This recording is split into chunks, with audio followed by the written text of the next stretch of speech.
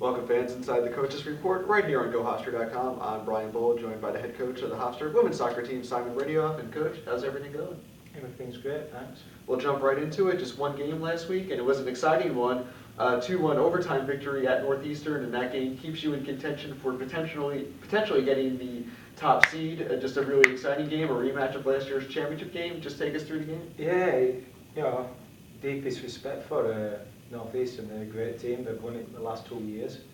Playing up in Brookline is always a difficult place to play. The weather conditions tend to be very hazardous. Fortunately, they weren't. It was perfect soccer weather. And, they gave us a battle, and it went into overtime, obviously. But we rebounded extremely well and found a way to win. It was extremely exciting from our perspective. And I thought it was a well-rounded performance from everybody. And your defense gives you a great chance to win. They allowed just one shot on goal, and I think through the first 84 minutes, no shots on goal. And you're doing it without a senior on that back line either. Mallory Ulrich is out, Katie Gertis steps in. Just talk about what you saw from your back line. Yeah, well, all four of them are exceptional defenders, and Mallory included. Rianne tends to be the senior leader. She's probably about 55 years old now. She kind of guides us and communicates and organises us. And then when you've got Maddie Anderson, who's an awesome shutdown defender, it makes it easier. And Emily Agudelo and Katie Gertis attacking down the wings gives us a lot of pace, a lot of athleticism, and a lot of tenacity. And when you've got those three things, along with some good communication and organisation, it's going to be very difficult to beat you. I think Anderson has played just about every minute this season. You know, coaches always talk about freshmen who play a lot at the end of the season. They don't view them as freshmen anymore. I guess, does she fit into that category? She's just been brilliant. She's played every minute, every game. She's just been a very steady, excellent defender. We're very excited to have her. We've got her for 3 more years. And I think she's got a very, very bright future. And taking advantage of that defensive effort, Jill Mulholland, her second 2-goal game of the season. Leah Galton sets up both goals. Just talk about your most skilled offensive players when they come through for you in the most important times. What that means going forward for the stretch drive. Yeah, we spoke about it yesterday. Leah Galton has been phenomenal all season really. She's had to deal with double teams, triple teams, double coverage, man marking.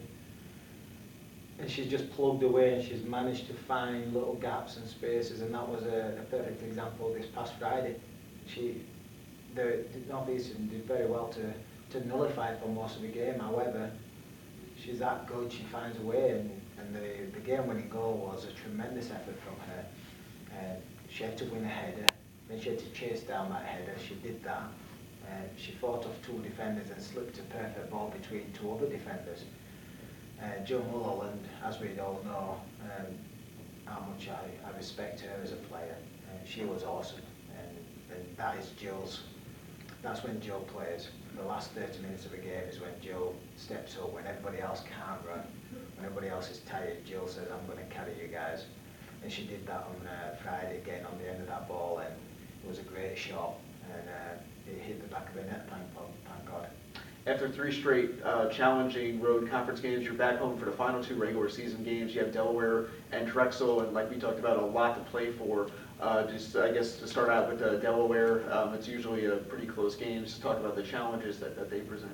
Yeah, our conference is a tremendous conference for excitement and parity.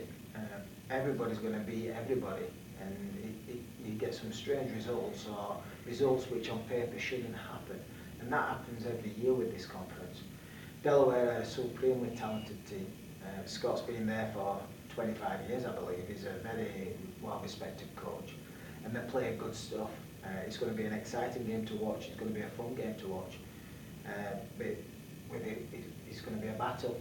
And hopefully our special players will be able to find a way to make things happen. Likewise, Drexel, they're non-stop fighters. Ray Gould, he's been the same as Scott, he's been there for 25 years.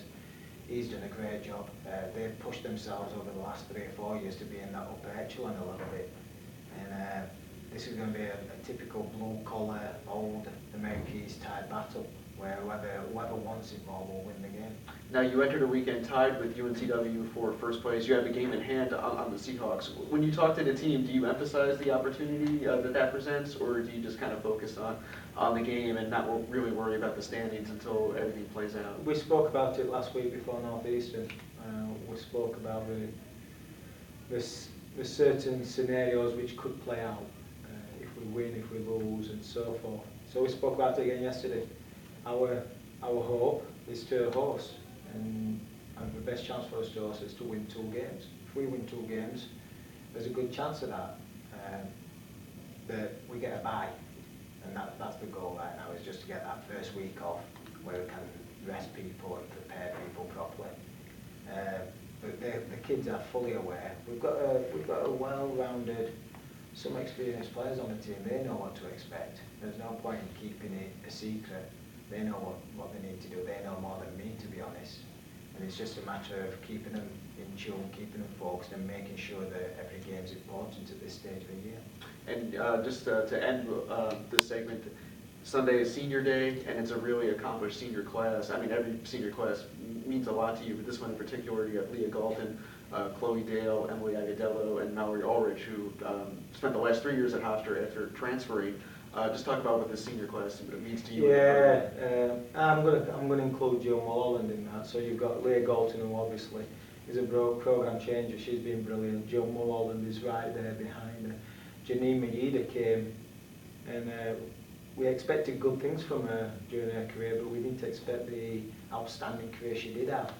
To be a CAA first team member last year just speaks bounds on how she's developed as a player. And Mallory came as a transfer, and we didn't know much about Mallory, and she's been a steadfast defender for the last 3 years. And on top of that, we've got Chloe Dale, who morphed herself into a different player. She came in as an attacking flair type player in her first year, and now she's a stalwart defensive midfield player. All 5 have been fantastic. Probably the best recruiting class we've ever had. A tremendous amount of leadership, tremendous amount of character, a wonderfully balanced class from every perspective, and we got lucky.